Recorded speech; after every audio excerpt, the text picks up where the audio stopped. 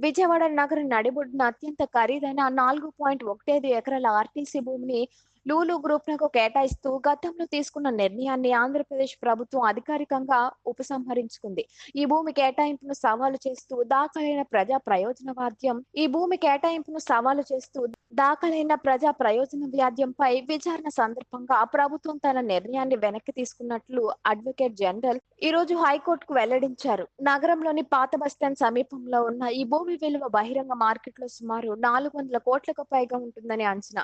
ప్రభుత్వ నిర్ణయాన్ని వామపక్ష పార్టీలు మరియు స్థానిక ప్రజా సంఘాలు సామాన్యుల విజయంతో అభివర్ణిస్తున్నాయి.